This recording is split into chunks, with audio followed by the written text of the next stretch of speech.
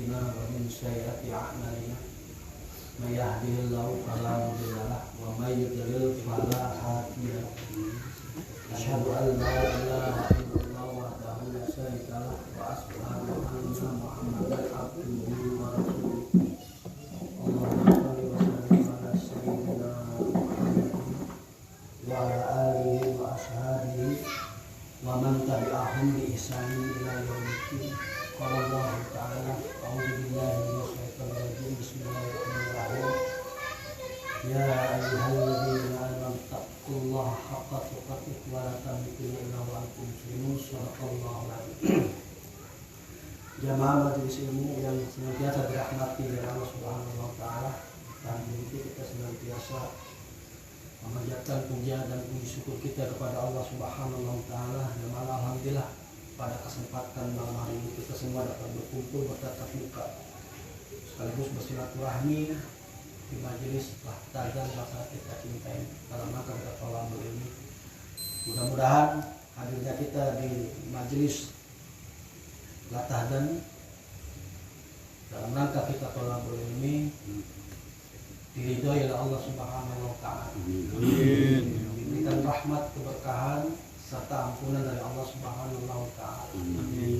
Salawat dan salam tak lupa pula mari kita aturkan kepada suri teladan kita, contoh kita Nabi Muhammad SAW beserta para keluarganya, para sahabat dan juga para pengikutnya yang tetap istiqomah hingga yaumil qiyamah. Sebelum kita mulai acara kajian kita ini, seperti biasa kita doakan saudara-saudara kita yang mungkin hari ini kurang sehat atau sakit. Kita minta sama Allah supaya diangkat penyakitnya oleh Allah Subhanahu wa taala.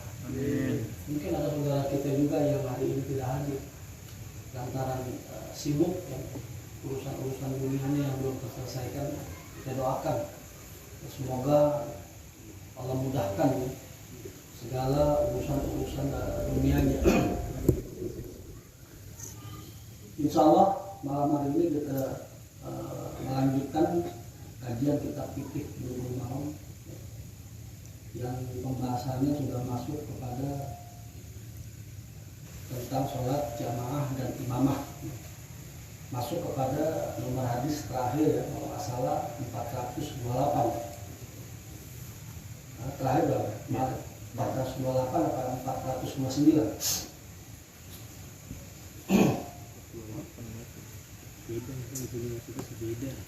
Nanti yang terakhir apa itu? Yang apa itu namanya? Coba. Kalau nggak salah yang 202 Itu alasan berapa? 202 202. ya. oh ya 200, 240 kalau sini 240. kalau sini Berarti beda selisih. selisih 100 400 atau 200? 400 430. 30 kalau sini Iya benar. kami Allah teman kami Iya. Jadi terakhir ya 430 ya. Di situ 40 ya. iya Jadi nama jubilal imam diutama bihi. Itu kan dijadikan imam agar dia diikuti. 430 Arabnya aja baca Arab itu. Tapi nama jubilal imam bukan itu. iya Ya itu kan. iya Ya. Kita ulang dulu sedikit ya, karena mungkin ada beberapa saudara kita yang kemarin ketinggalan. Karena ini sangat penting sekali. Apabila kita mendahului imam, maka sholat kita dianggap tidak sah, batal. Nah, kurang maksimal kan?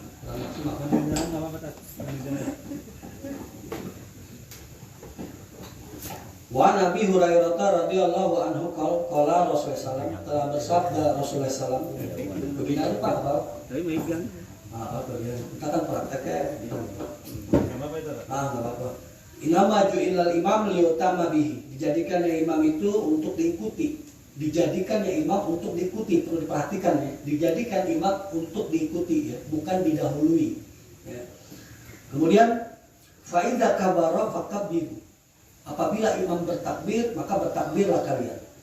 Wala tukabbiru hatta yukabbira. Jangan kalian takbir sebelum imam takbir. Jadi nggak boleh kita mendahului imam. Bahkan menyamai imam aja nggak boleh. Jumhur ulama dia mengatakan ya, di dalam perkara takbiratul ihram itu nggak boleh kita mendahului atau membarengi imam. Ya. Kadang-kadang kita nggak paham para makmum suka membarengi imam. Jadi ketika imam takbir, ya, bertakbirlah kalian. Jangan takbir sebelum imam takbir. Ya. Jadi imam dulu yang takbir, baru kita takbir. Di perkara tentang takbiratul ihram. Ya. Sepakat ulama ya, bahwasanya mendahului dan menyamai imam ketika takbiratul ihram tidak sah sholatnya, batal sholatnya.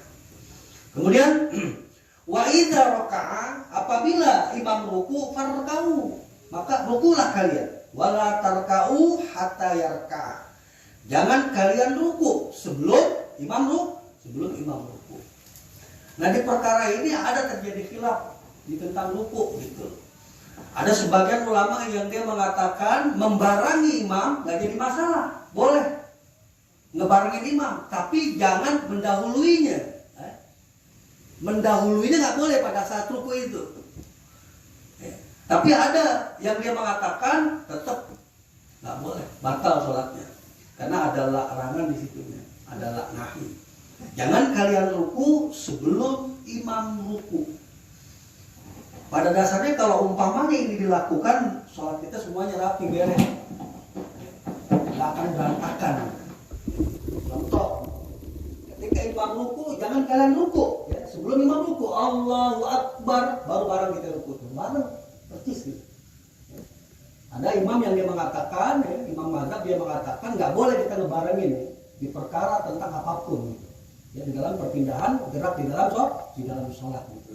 Tapi ada yang mengatakan nggak jadi masalah, boleh gitu, makruh hukumnya. Ya, akan tetapi mendahulukannya nggak boleh. Jadi ketika dibarengin kita duluan rukunya gitu, ini yang kagak nggak boleh. Gitu. Tapi sebagian mengatakan haram, ya nggak boleh gitu, batal sholatnya nanti.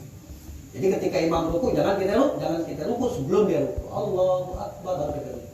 Allahu Akbar. Sami Allahu liman hamidah, sampai betul-betul berdiri baru kita. Nah, ini terjadi hilaf nanti di sini ya kan, sami Allahu liman hamidah. Rabbana walakal hamd. Nanti ada kelanjutan di sini. Nah, kemudian wa idza qala sami Allahu liman hamidah, dan apabila imam dia baca sami Allahu liman hamidah, faqulu, maka katakan oleh kalian Allahumma rabbana lakal hamd. Boleh sampai situ. Dilanjutin juga boleh. Tapi betul-betul imam posisinya dalam keadaan berdiri tegak. Sebab ada kadang-kadang kalau imamnya sudah tua, dia takbirnya duluan, berdirinya belakangan. Takbirnya duluan, rukunya belakangan. Kadang-kadang suka seperti itu, ada imam yang seperti itu. Ketika dia bangkit dari sujud, Allahu Akbar, padahal belum berdiri tegak tuh si imam. Kemudian si makmum kadang-kadang sudah berdiri tegak. Batal untuk makmum, nggak sah sholatnya. Nggak sah. Nah, ini kebanyakan seperti itu kejadiannya ini. Jadi ketika imam baca sami Allahu liman hamidah, maka kita baca Allahumma rabbana walakal hamd. Diterusin nggak boleh di samawati dan diterusin, ini masalah. Wa idza sajada, apabila imam sujud, fasjudu, sujud kalian semuanya. Wala yasjudu, jangan kalian sujud katanya. Hatta yasjuda, hingga betul-betul imam sujud. Berarti sujudnya seorang makmum nunggu imam sujud gitu. Ini yang dipakai oleh jumhur kebanyakan ulama. Ya, jadi ketika imam sujud baru kita sujud. Sebelum imam sujud jangan sujud kita. Sebelum imam berdiri jangan berdiri kita. Sebelum imam ruku jangan ruku kita. Jadi betul-betul imam ruku, betul-betul imam sujud. Kita kadang-kadang suka ngedahuluin atau ngebareng.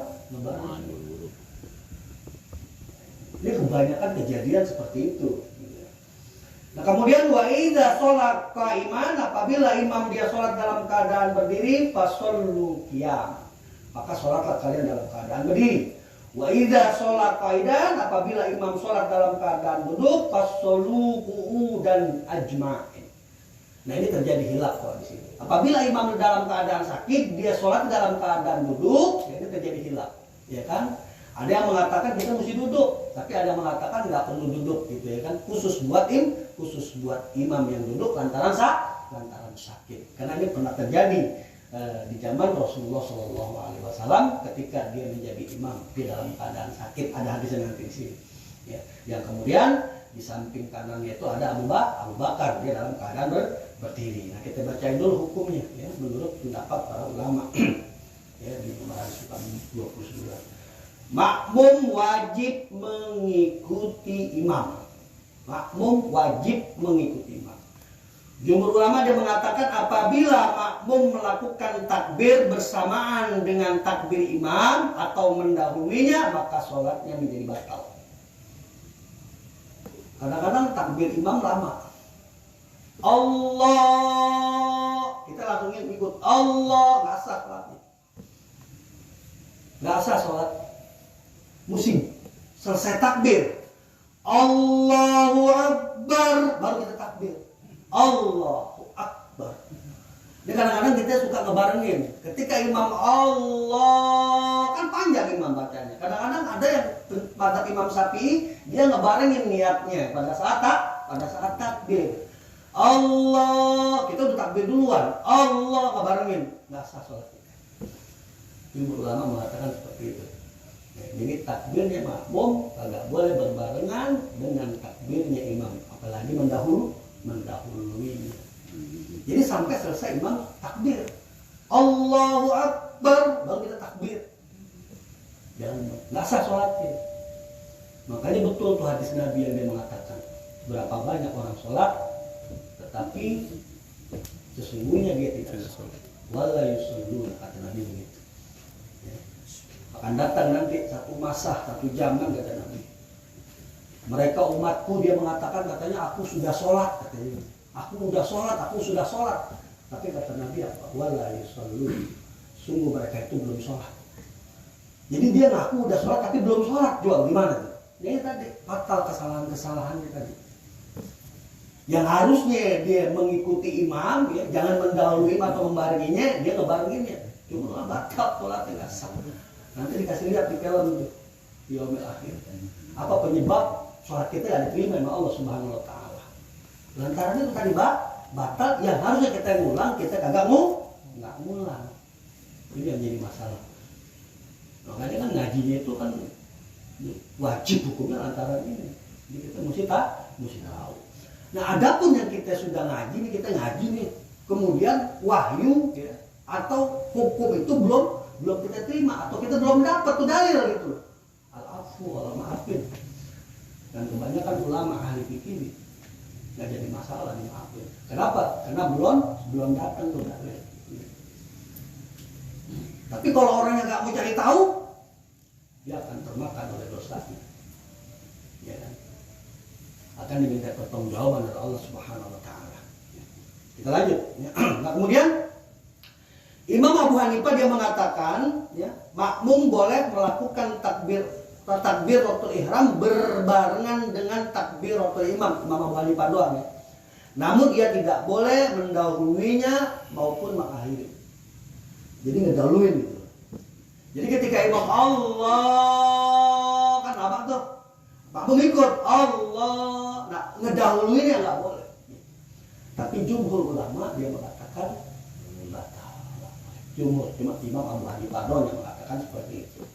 Tapi nggak tahu mazhab yang lain apa seperti itu, apa tidak, wallahu a'lam bishawab. Ini komentarnya kaul daripada Imam Abu Hanifah.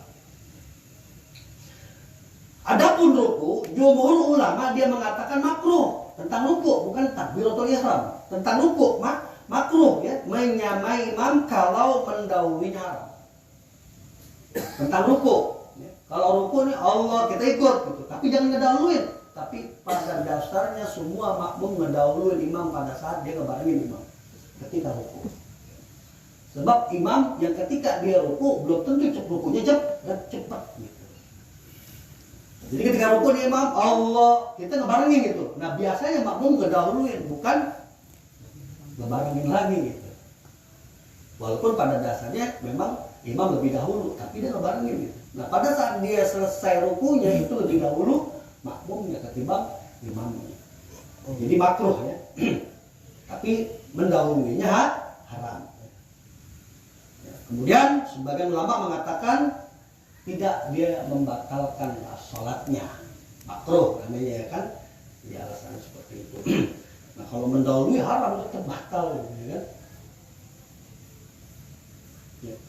Nah kemudian sedangkan menurut Imam Ahmad hal itu dapat membatalkan sholat karena pengertian larangan menurutnya membatalkan sholat. Imam Ahmad kekeh dia. Kalau saya sepakat, Imam Ahmad saya sepakat batal gitu. Kenapa? Konteks hadis. Konteks hadisnya jelas. Wala tarka'u. Jangan kalian ruku hingga imam itu ruku. Jadi kata-kata hadisnya itu yang nyata sekali gitu. Jangan kalian ruku hingga imam ruku gitu. Betul-betul imam ruku gitu. Jangan kalian duduk sebelum imam duduk. Jangan kalian sujud sebelum imam sujud. Bunyi hadisnya seperti itu. Ya. Jadi saya pakai Imam Ahmad seperti ini gitu ya kan. Tetap saya mengatakan haram. Bisa membatalkan sholatnya. Gitu. Karena kalau umpamanya kebiasaan nanti, karena bahaya, rentan gitu. Ketika kita ngebaring imam ya rentan gitu. Ya, ada kalanya imam lambat rukunya. Kita udah duluan ruku. Itu yang dikhawatirkan oleh Imam Ahmad bin Hanbal. Gitu. Jadi tetap batal. Ya. Hukumnya batal, dia mesti mengulang sholatnya. Ya, baik dia sendiri ataupun nanti dia jadi masbuk lagi gitu ngulang. Cuma nanti dia nambah gitu. Kemudian mengenai kalimat sami Allahu liman hamidah, jumhur ulama dia mengatakan bahwa imam dan orang yang sholat sendirian mengucapkan kalimat sami Allahu liman hamidah saja. Imam sama orang yang sholat sendirian. Sedangkan makmum hanya mengucapkan Allahumma Rabbana walakal hamd, jumhur ulama. Jadi ketika imam sami Allahu liman hamidah gitu ya kan, makmum cukup Rabbana walakal hamd. Nggak usah ngucapin sami Allahu liman hamidah. Tetapi Imam Syafi'i dia mengatakan ya, Imam Syafi'i dan Imam Malik dalam riwayatnya bahwa orang yang sholat menggabungkan tasbih dan tahmid tanpa adanya perbedaan antara imam, makmum dan orang yang sholat sendirian, atau dengan kata lain apabila seseorang ketika sholat mengangkat kepalanya dari ruku, maka hendaklah dia mengucapkan sami Allahu liman hamidah. Apabila ia telah berdiri tegak, maka hendaklah ia mengucapkan Allahumma Rabbana walakal hamd. Jadi ketika kalau Imam Syafi'i sama Imam Malik boleh kita mengucapkan sami Allahu liman hamidah. Adapun jumhur ulama nggak usah mengucap sami Allah, udah langsung aja Allahumma Rabbana walakal hamd. Tapi Imam Syafi'i sama Imam Malik tadi dijelaskan tuh mengucapkan Allahumma Rabbana walakal hamd ketika posisi dia berdiri. Tapi kebanyakan kita mengucapkan Rabbana walakal hamd dibarengin pada saat kita bangkit dari ruku. Kebanyakan begitu. Jadi ketika imam sami Allahu liman, kita barengin Rabbana walakal hamd. Belum berdiri. Kata Imam Syafi'i apa tadi? Baca Rabbana walakal hamd ketika dia keadaan berdiri, bukan ketika dia mau bangkit dari ruku. Tapi para makmum kebanyakan mengucapkannya ketika dia bangkit dari ruku, bukan posisi dia berdiri. Coba aja perhatikan. Tanya orang-orang satu-satu kalau percaya. Dia baca tuh. Imam sami Allahu liman, kita baca Rabbana walakal hamd. Berdiri dulu gitu. Sami Allahu liman hamidah. Setelah kita bangkit berdiri, posisi kita berdiri, baru kita baca Allahumma Rabbana walakal ham, bukan pada saat kita ngebarengin Rabbana walakal ham. Makanya kehati-hatian Imam Syafi'i sama Imam Malik bagus. Ketika makmum diperbolehkan mengucapkan sami Allahu liman hamidah, lantaran apa? Lantaran ketika dia baca Allahumma rabbana walakal hamd, benar-benar posisi dalam keadaan begini. Makanya Imam Syafi'i, Imam Malik saya pakai sami Allahu liman hamidah. Makmum boleh baca tuh sami Allahu liman hamidah. Ketika dia baca Allahumma rabbana walakal hamd, betul-betul posisinya dalam keadaan berdiri. Tapi kalau kita ngikut Imam Hanafi, ya, atau jumhur ulama, walaupun jumhur ulama dia mengatakan kita nggak perlu mengucapkan sami Allahu liman hamidah, khawatir. Tadi ketika imam baca sami Allahu liman hamidah, kita paham, kita mau berdiri dari ruku. Akhirnya kita mengatakan Rabbana walakal hamd dibarengin ketika imam sedang bangkit dari rukunya. Dan hampir kebanyakan rata-rata seperti itu makmum. Tanya kalau percaya. Tanya kalau nggak percaya. Tanyanya kalau percaya. Karena saya pernah melakukan hal yang demikian gitu sebelum memahami hadisnya, tahu ilmunya. Tapi antum tanya sama makmum semua yang ada. Yang ada di masjid tanya satu persatu. Kalau kagak percaya pasti dia mengucapkan Allahumma Rabbana walakal hamd ketika imam mengucapkan sami Allahu liman hamidah. Jadi posisinya belum betul-betul dalam keadaan berdiri. Tapi Imam Syafi'i, Imam Malik harus berdiri posisinya. Apa kira-kira? Nah, ini kan bayang kita khawatir kalau diterima sholat kita kagak. Tapi lantaran kita sudah memahaminya, apabila nanti ada satu kebiasaan kita yang kita khilaf, al-afu, dimaafkan. Imam Syafi'i mengatakan begitu. Kenapa? Karena khilaf. Gitu. Jadi masalah teruskan sholatnya. Tapi juga jangan terlalu dibiasakan juga. Ya, jadi kata Imam Syafi'i, Imam Malik seperti itu. Nomor hadis bab 29. Bab kemarin belum jelas keterangannya. Jadi tetap posisi kita mengikuti imam, jangan mendahului imam, kesimpulan seperti itu. Atau membarengi imam. Kemudian hadis nomor 430 ya, kalau di situ 431. Wa an Abi Sa'id Al-Khudri radhiyallahu anhu anna Rasulullah sallallahu bahwasannya Rasulullah sallallahu alaihi wasallam ra'a fi ashabihi ta'akhuran ya. Adalah para sahabat ya, ketika dia sholat dia ada di belakang gitu posisinya, di akhir gitu, di sop paling belakang gitu ya kan. Nah, kemudian di sini dijelaskan ya, faqala lalu beliau berkata kepadanya, taqaddamu ya. Maju ke depan semua, maju ke depan ya. Kebiasaan kita, hati-hati. Kebiasaan kita kalau kita jadi imam nih, imam kan di sini, seperti itu imam. Sop depan belum ada. Mereka semua para makmum adanya di belakang. Jadi duluan. Kita mestinya yang maju, jangan tujuh orang gitu. Ini yang terbaik loh, sop depan ini terbaik loh. Ini kadang-kadang nggak susahnya maju aja udah masuk sop depan ini. Ini ada hadisnya, walaupun nggak berdosa, nggak ada dosanya. Tapi hadis mengatakan seperti itu. Ya. Jadi di zaman dulu ada sahabat ketika sholat ya, Rasul nunggu gitu, pada ngumpul di belakang, nggak ada maju, kata maju kata Nabi. Makmum. Maka dia ada posisi itu, posisi aja penuhin gitu, harus nggak usah ribet gitu. Nah kebanyakan kita begitu, coba tanya di makmum, masjid-masjid lain pasti begitu sholat. Ya. Ini kebiasaan gitu ya. Jadi kemudian kata Nabi suruh maju gitu. Kemudian apa kata Nabi? Taqaddamu maju kalian. Fa'tamu bi. Maka ikutilah aku. Jadi sop yang paling depan itu mengikuti Nabi. Kemudian wal ya'tama bikum mim ba'dakum. Lalu sop yang ada di barisan kedua dia mengikuti sop yang ada di depan. Dalam satu riwayat dijelaskan begini, khawatir gitu ya kan. Bacaan imam ini tidak terdengar. Kalau sekarang kan pakai speaker. Kalau di zaman dulu kan nggak pakai speaker. Ya kan? Bacaan imam nggak terdengar sama sop-sop yang ada di belakangnya. Maka sop yang kedua ikutin sop yang pertama. Sop yang ketiga ngikutin sop yang kedua, sop yang keempat ngikutin sop yang ketiga, dan seterusnya kayak gitu. Jadi nggak usah repot-repot gitu. Nah terus bagaimana Ustadz kalau seandainya kita tidak terdengar tuh ya bacaan imam gitu? Jumhur ulama bacaan Al-Fatihah ketika kita jadi makmum wajib dibaca. Gitu. Karena lantaran mungkin itu nggak terdengar. Gitu. Jadi zaman dulu nggak ada speaker, kalau sekarang pakai speaker ya lebih gampang. Hadis berikutnya.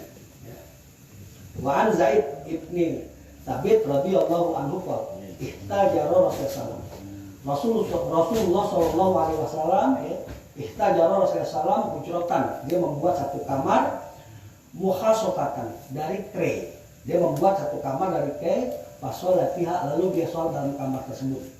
Jadi Nabi pernah dalam satu riwayat ya di masjid Nabawi dia bikin kamar nggak permanen gitu, pakai tali, pakai gitu ya, karet clay lah gitu ya.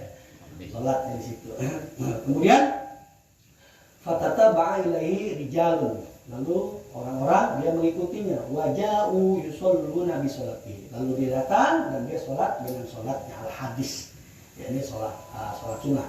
Karena pernah Nabi dalam satu riwayat ya pada saat di bulan Ramadan dia sholat malam, dia bikin apa namanya, bikin kamar ya itikaf namanya gitu ya kan, bikin kamar dia sholat gitu.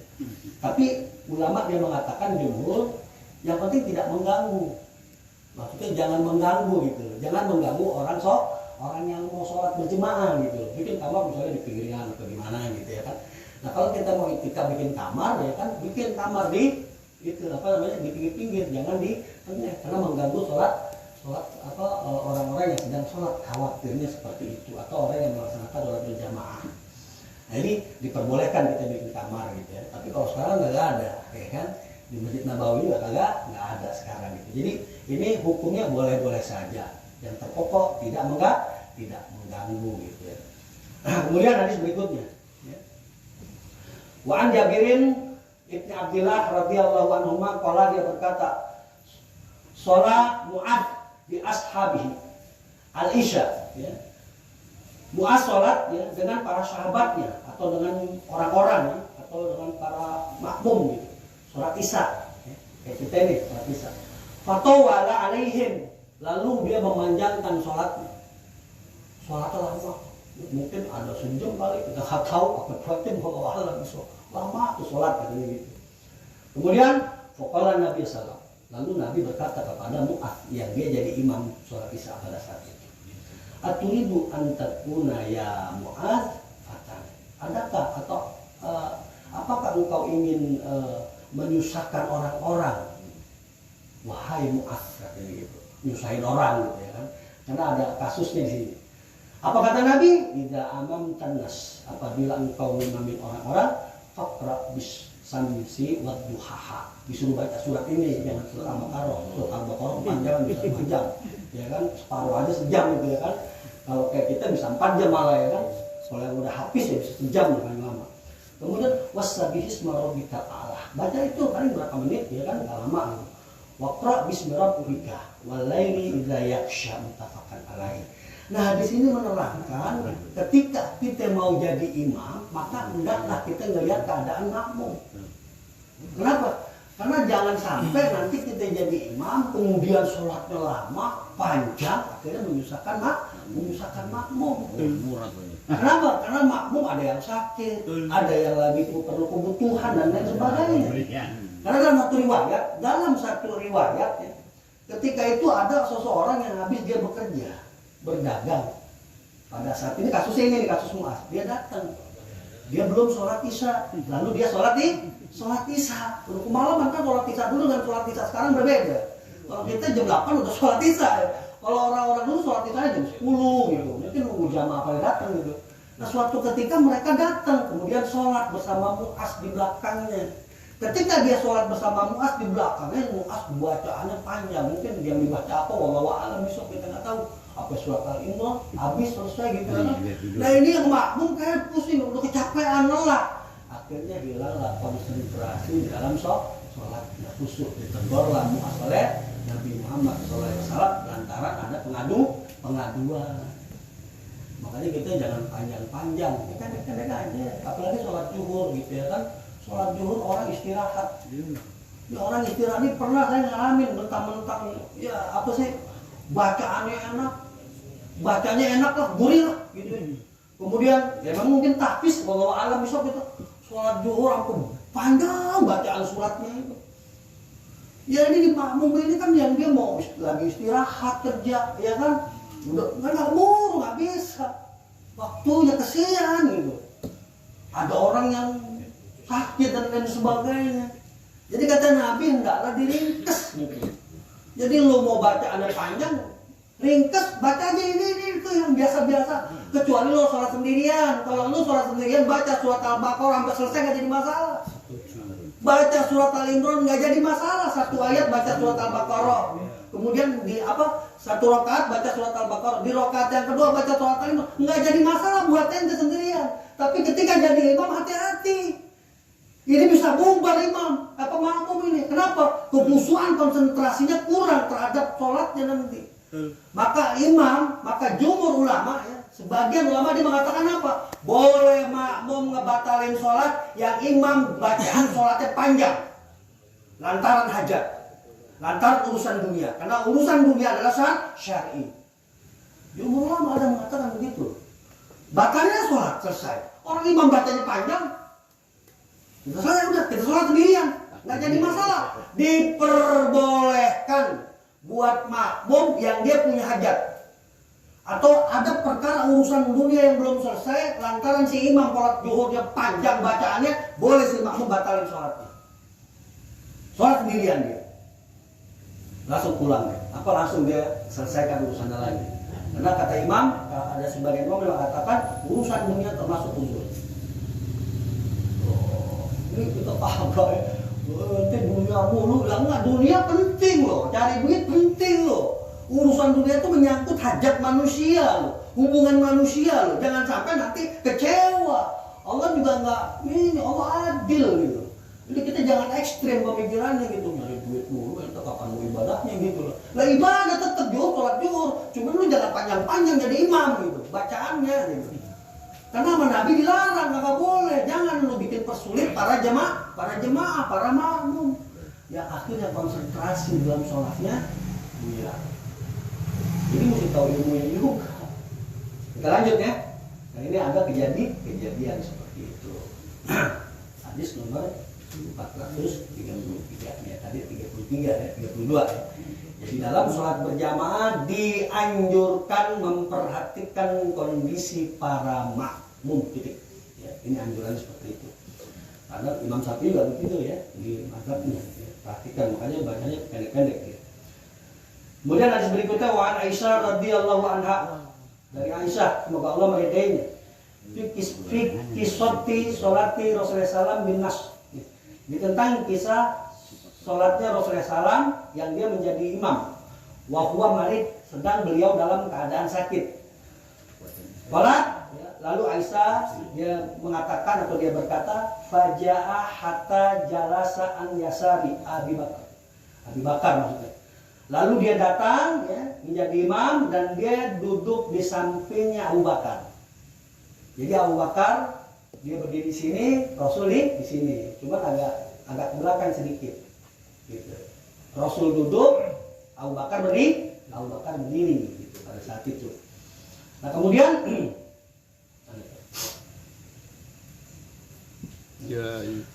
fakana yusolli bin nasi jalisan. Beliau sholat ya, menjadi imam dalam keadaan duduk. Wa Abu Bakar qaiman, sedang Abu Bakar dalam keadaan berdiri. Yang tadi Abu Bakar bisolati Nabi Shallallahu Alaihi Wasallam. Abu Bakar dia mengikuti sholatnya Nabi Shallallahu Alaihi Wasallam. Wayak tadi nas, sedang orang-orang makmum ya, bis sholati Abu Bakar, dia mengikuti sholatnya Abu Bakar. Kalau posisi imam ada dua gitu. Ya, tadi. Jadi ketika Nabi takbir, Allahu Akbar, tunggu si Abu Bakar takbir gitu loh. Imam yang keduanya takbir, Allahu Akbar, baru takbir. Walaupun dia terjadi hilaf gitu, tapi tetap adab mesti dipakai. Jadi kita sholat secara makna kita ambil hadis, ya, secara tekstualnya kita ngikutin Abu Bakar atau kita mengikuti imam yang kedua ketika posisi imam yang pertama dalam keadaan sakit. Nah ini yang dipakai oleh kebanyakan ulama. Jadi pada intinya di sini kita dijelaskan mengikuti imam yang kedua, walaupun terjadi hilaf nanti. Satu lagi hadis. Ya.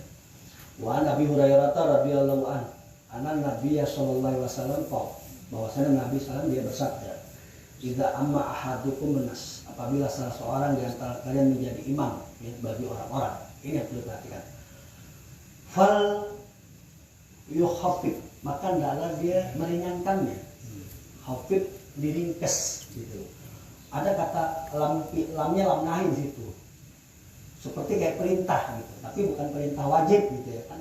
Maka hendaklah engkau dia meringankannya, meringkesnya kan gitu. Kemudian fa'ina fihi mustabir. Karena di belakang kalian itu, di belakang kamu itu ada anak kecil. Ya. Kemudian wal kabir, ada orang-orang yang sudah tua ya. Wal kabir wa dhaif, orang tua yang sudah kondisinya lemah. Ya. Sakit gitu ya kan. Kemudian wadal hajah, ada orang yang mempunyai keperluan gitu, punya hajat gitu ya kan, mau begini mau begitu gitu ya kan. Akhirnya kita ngaco pikiran kita lagi sholat, lama banget bacaan imam, hilang mana nih sholat begitu. Akhirnya kita nggak khusyuk. Penyebab tidak khusyuknya gara-gara siapa? Imam. Kenapa? Nggak ngerti hadis. Jadi ketika jadi imam, ringkas, jangan panjang-panjang bacaannya, udah pokoknya gitu. Pendek-pendek aja udah nggak jadi masalah kok, sah kok, tetap nggak mengurangi kok 70 derajatnya. Ini yang perlu kita pahami. Nah, terus apa kan ini katanya? Faiza sholat wahdahu, apabila engkau sholat sendirian, falsoli kaifa syaa. Kalau lu sholat sendirian terserah lu baca surat Al-Baqarah di rakaat yang pertama sampai habis, padahal silakan. Di rakaat yang kedua mau baca surat Yasin dicampur lagi dengan surat Al-Imran sendiri, padahal nggak jadi masalah. Tapi kalau jadi imam jangan gitu, ringkes-ringkes aja gitu. Paham nggak kira-kira? Ini anjuran perintah tapi bukan wajib, tapi diharuskan gitu.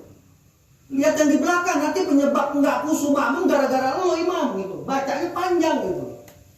Ini yang perlu diketahui oleh imam. Kadang-kadang nggak jadi jaminan dia hafiz Quran, dia hafal Quran, nggak jadi jaminan kalau dia ilmunya nggak tahu. Gitu. Yang akhirnya menyebab sebagian para makmum nggak khusyuk sholat. Coba kalau kata imam tadi itu ya, ada sebagian imam kalau lu merasa tidak khusyuk sholat, kemudian ada keperluan yang memang nggak bisa ditinggal urusan dunia lu, batalin sholatnya. Nah kalau separuh makmum batal sholatnya bagaimana coba? Separuh makmum batal gara-gara si imam bacaan sholat Al-Baqarahnya sampai selesai. Innalillahi wa inna ilaihi. Jadi kita walaupun tahfiz Quran, bacaan kita Quran enak gitu ya, ya udah singkat aja. Baca alif lam mimnya sampai ayat ke-7 selesai gitu. Jangan sampai 100 ayat dibaca namanya gitu. Kata Nabi itu suruh baca itu tadi, ya kan? Apa yang tadi baca itu? Wadduha, bisamsi wadduha, pendek. Ya kan? Kemudian baca wasabis marobika ala, pendek. Enggak panjang. Waqra bismi rabbik, pendek. Ya kan? Kemudian walaili idza yakhsha, pendek kok, cepat gitu. Jadi nggak ada baca surat yang panjang yang makmum di belakang kagak ngerti bacaannya, orang bukan hafiz Quran dia. Ya kan? Kalau salah dia kender, blok gitu. Nah, kalau ini kan umum, makmum banyak yang tahu bacaannya. Bukan juga tidak diperbolehkan kita baca surat-surat apa ayat-ayat yang apa surat-surat yang lainnya gitu ya kan, yang di pertengahan. Bukan kagak juga diperbolehkan, boleh-boleh saja. Tapi abdolnya kalau lu sholat sendirian gitu. Kalau sholat berjemaah jadi imam ya ini yang sederhana, yang makmum umumannya banyak tahu. Paham ya? Jadi harus ngerti gitu ya kan. Satu lagi deh ya, hadis nih, ini penting. Kalau ini nanti kita bahas nanti. Wa'an Umar, dari Umar, dari Amr, dari Abner, Ibnu Salamah, kalau dia berkata, qala abi, berkata bapakku, jitukum min indi Nabi sallallahu alaihi wasallam. Datang kepadaku dari sisi Nabi yang sebenar-benarnya. Maksudnya hadis, berita kabar. Qala, dia mengatakan idza hadaratis shalah, apabila masuk waktu sholat, fal yu'adzin ahadukum, maka azanlah salah seorang di antara kalian. Wal yu'ammakum aksarukum Qur'an, dan hendaklah di antara kalian yang lebih banyak ya hafalan Qur'annya gitu. Kemudian dalam satu riwayat wa nadzaru falam yakun ahadun aktsara mini Qur'an. Pada saat itu ya kata Amr ya, bin Salamah ya, dalam satu riwayat bapaknya dia mengatakan pada saat itu dia ngelihat orang-orang pada melihat salah satunya tuh kayak kita imam, enggak dia gitulah, beda liatan gitu ya kan. Nah di situ ada Amr bin Yasir ya, Amr bin Salamah di situ disebutkan. Fanadharu falam yakun ahadun aktsara mini Qur'an. Pada saat itu orang-orang melihat ya, cuman ada cuman aku yang paling banyak hafalan Qur'an. Kemudian faqaddamuni wa anna ibnu sittin.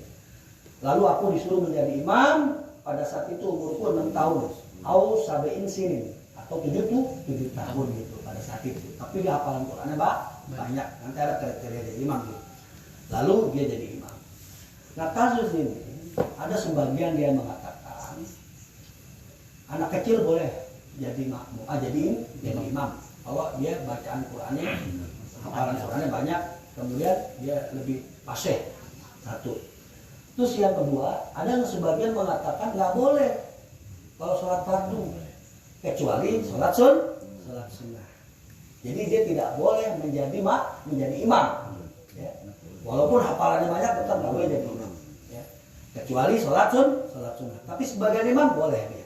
Jadi imam. Gitu. Ada sebagian yang mengatakan mau sholat fardu kayak mau sholat sunnah nggak boleh dia jadi imam. Tapi kebanyakan boleh. Jadi hadisnya itu ya sampai terakhir 436 berarti ya kan sampai tandai. Ya, cukup ya jangan panjang-panjang nanti puyeng gitu. Nggak dapat jadinya sedikit nanti kita bisa praktekin kita tahu. Yang penting tadi itu ya ketika kita tidak mendahului imam jangan sampai terjadi seperti itu. Ada yang mau bertanya silakan. Iya silakan Pak. Mengenai apa tadi? Bangkit dari rukuk. Kita baca semua sampai selesai akhir ya? Nggak pakai. Sami Allah. Iya boleh. Sampai selesai. Jadi boleh. Jadi ketika imam mengucapkan sami Allahu liman hamidah, kita boleh baca sami Allahu liman hamidah, Rabbana walakal hamd. Ini yang diambil oleh Imam Syafi'i sama Imam Malik. Jadi perbolehkan seperti itu ya. Lantaran apa? Tujuannya tidak bukan. Ketika dia baca Allahumma Rabbana walakal hamd benar-benar posisi dalam keadaan berdiri. Gitu. Tadi jumhur ulama mengatakan cukup nggak usah baca sami Allahu liman hamidah. Jumhur ulama dia baca Rabbana walakal hamd. Tapi praktek kejadian di lapangan ketika imam baca sami Allah makmum ikut. Dia apa ya? Baca Rabbana walakal hamd. Belum posisi dalam keadaan berdiri. Posisinya belum keadaan berdiri dia Rabbana walakal. Kadang-kadang ngedahuluin imam. Imam belum sampai sempurna berdirinya, dia sudah berdiri. Ya hati-hati kebanyakan seperti itu yang kita perhatikan atau kita lihat. Jadi boleh bisa silakan. Waktu imam sujud. Terus batal tuh. Buang air kecil. Angin. Ya, terus saat itu menggantikan kemana tadi? Nah ketika nanti ada babnya kan belum kita bahas nih, tapi nggak apa-apa kita bocorin sedikit ya. Jadi ketika imam keadaan dia batal ya, jangan pakai malu-malu. Kadang-kadang ada imam batal malu-malu, buang angin. Dia mau batalin malu gitu ya kan? Waduh enak, diterusin gitu. Sebenarnya dia pada dasarnya imam batal, dia mesti ngulang sholatnya. Makmum nggak apa-apa sah, karena ada riwayat seperti itu nanti. Makmum sah sholatnya gitu.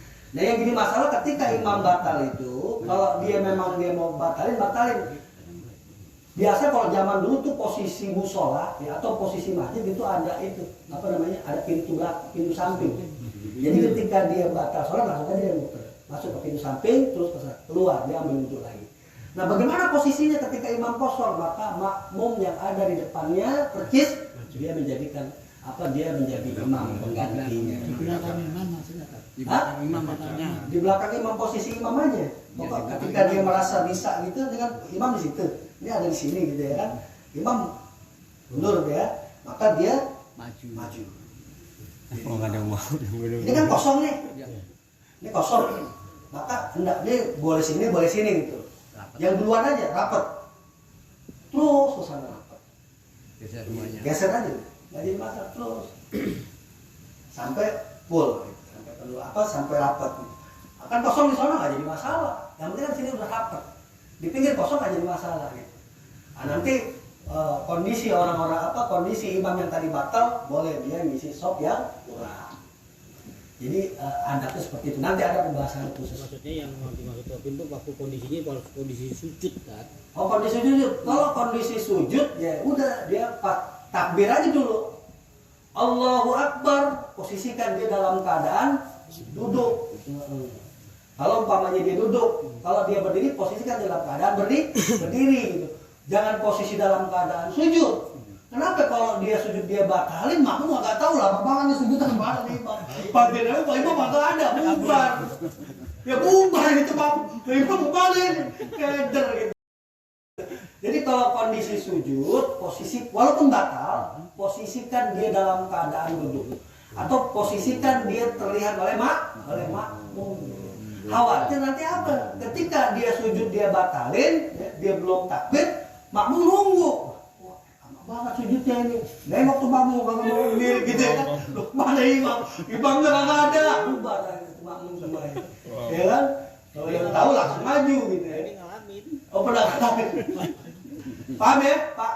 Kalau kondisinya begini, pas seperti itu nih, makmum nggak ada yang paham nih, harus seperti apa, harus bagaimana gitu. Imam begini karena dia batal. Ini yang belakangnya dia nggak ngerti, nggak ada yang maju. Dia di belakang misalnya dia tahu nih, dia mau maju misalnya nggak enak, karena melangkang-langkain gitu. Itu gimana? Maju. Kalau yang di belakang barisan pertama nggak paham, nggak ada yang maju. Barisan kedua maju. Kalau nggak ada yang paham, nggak ada yang paham cuma bubar, ya kan? Bubar kalau dulu. Kondisi di kampung saya, mohon maaf. Kalau kondisi seperti itu, saya yakin nih, bukan saya sok tahu ya. Imamnya begini pada saat itu, mungkin nggak ada ke depan, karena apa? Keilmuannya nggak. Makanya kan mesti nggak ngaji. Kalau bubar, imam nggak ada, nyepir nggak ada. Bubar, pulang sholatnya masih. Seperti kejadian mereka sujud sawi kemarin yang saya cerita itu ya kan, di samping saya ada orang yang dianggap mengerti gitu ya kan. Ketika sholat pada saat itu saya posisi ada di makmum paling belakang, jauh kan imam sholat, saya di belakang gitu posisi. Nah ini imam sholatnya cuma 3 rakaat, sholat asar tapi 3 rakaat gitu, langsung salam. Setelah dia salam, kalau saya kan ikutin salamnya. Kemudian saya sempurnakan sholatnya 1 rakaat lagi. Setelah saya sempurnakan 1 rakaat lagi, kemudian saya salam. Setelah salam saya sujud sawi 2 kali sujud, kemudian saya tahiyat. Lalu salam. Nah di sebelah saya ini ada orang yang dia dianggap mengerti gitu. Ketika imam salam, dia paham, dia buat 3 rakaat sama kayak saya. Cuman dia nggak ikutin salamnya. Ketika imam salam, dia sujud sawi 2 kali sujud tanpa salam. Lalu tidak menyempurnakan kekurangan sholatnya 1 rakaat. Orang-orang pada tanya sama dia semua, kok ada rame ada pada main tengok-tengokan gitu. Habis doa tuh imam zikir cepat langsung pergi gitu. Kurang atuh, emang semua kurang atuh gitu. Akhirnya yang sujud sawi gak ada, tapi ada 2-3 orang dia ngulang sholatnya. Ini selamat. Nah yang ini nggak selamat. Apa jawabannya? Ini tanggung jawabnya imam, bukan tanggung jawab imam, tanggung jawab bersama. Lu salah. Kalau lu tahu mah lu langsung, karena dapat riwayat apabila ada kekurangan di dalam sholat, ya, kemudian imam tidak sujud sawi, langsung pulang, pergi gitu ya. Wajib makmum sujud sawi sendirian. Wajib makmum sujud sawi sendirian dan menyempurnakan sholatnya yang kurang. Jadi nggak mesti patokan imam, kalau imamnya dia nggak mau sujud saja, kejadiannya seperti itu. Ada pernah kejadian seperti itu juga di saya. Paham ya? Nanti kita lanjut. Kalau ini kebanyakan nanti itu yang kita ya kan sedikit, yang penting praktek ya. Kurang lebihnya mohon maaf. Bila itu hidayah. Wassalamualaikum warahmatullahi wabarakatuh.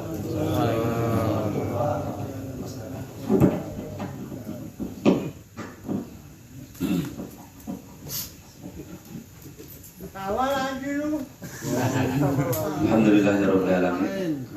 Demikian tadi tausiah yang telah disampaikan oleh guru kita. Semoga semua yang beliau sampaikan pada malam hari ini senantiasa berguna dan bermanfaat bagi kita dan keluarga kita, serta bisa kita aplikasikan di dalam kehidupan kita sehari-hari.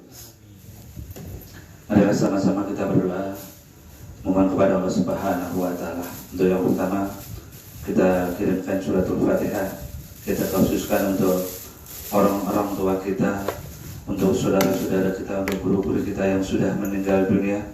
Semoga dengan suratul Fatihah mereka diampuni dosa-dosanya Allah Subhanahu wa Ta'ala, diterima iman Islamnya, senantiasa ditempatkan di dalam surganya Allah Subhanahu wa Ta'ala.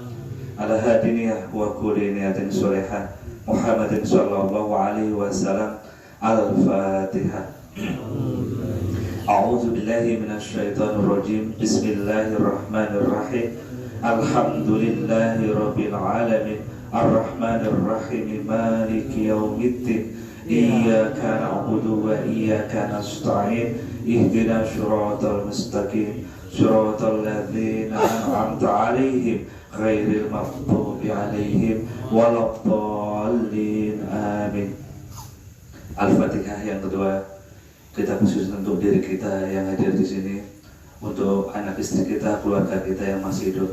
Semoga Allah Subhanahu wa Ta'ala senantiasa memberikan kita kesehatan yang barokah, senantiasa memberikan kita umur panjang yang barokah, senantiasa memberikan kita rizki yang barokah yang bisa kita pergunakan untuk beribadah kepada Allah Subhanahu wa Ta'ala, dan kita diberikan keistiqomahan dalam menuntut ilmu agama oleh Allah Subhanahu wa Ta'ala.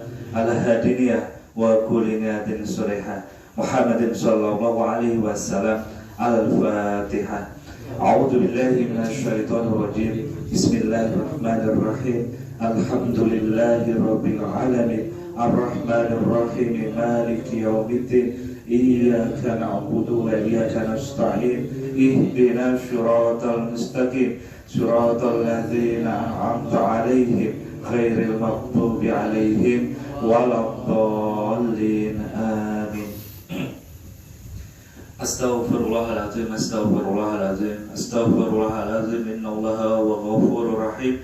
A'udzu billahi minasyaitonir rajim. Bismillahirrahmanirrahim. Allahumma sholli ala sayyidina Muhammad wa ala ali sayyidina Muhammad. Wassalatu wassalamu ala asrofil anbiya'i wal mursalin wa ala alihi wa ashabihi ajma'in. Walhamdulillahi rabbil alamin. Hamda syakirin, hamda naimin, hamda yuafi ni'amahu wa yukafi'u mazida. Ya Rabbana walakal hamdu kama yanbaghi li jalali wajhikal karim wa 'azimi sultanik. Allahumma ighfir lana wa li walidina warhamhuma kama rabbayani saghira wa li jami'il muslimina wal muslimat wal mu'minina wal mu'minat al ahya'i minhum wal amwat. Allahumma taqabbal minna innaka antas samiul alim wa tub alaina innaka antat tawwabur rahim. Allahumma hab lana min azwajina wa dzurriyyatina qurrata a'yun waj'alna lil muttaqina imama. Allahumma dzalamna anfusana wa illam taghfir lana wa tarhamna lanakunanna minal khasirin. Allahumma inna nas'aluka ridhaqal wal jannah wa na'udzubika min sakhatika wan nar. Allahumma lakal hamdu wa ilaikal mustaka wa antal musta'an wa la khawla wa la quwata illa billah. Allahumma inna nas'aluka salamatan fid din wa afiyatan fil jasadi wa ziyadatan fil ilmi wa barakatan fi rizqi wa taubatan qabla al maut الموت ورحمة عند الموت ومغفرة بعد الموت اللهم حوّن علينا في شكرة الموت ونجاة من النار والعفو عند الحساب ربنا لا تزغ قلوبنا بعد إذ هديتنا وهب لنا من لدنك رحمة إنك أنت الوهاب اللهم ربنا آتنا في الدنيا حسنة وفي الآخرة حسنة وقنا عذاب النار وقنا عذاب النار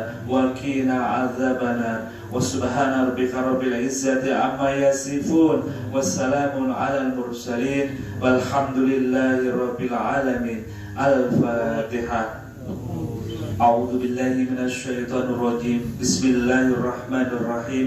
الحمد لله رب العالمين الرحمن الرحيم مالك يوم الدين إياك نعبد وإياك نستعين اهدنا الصراط المستقيم صراط الذين أنعمت عليهم غير المغضوب عليهم ولا الضالين آمين. Alhamdulillah malam hari ini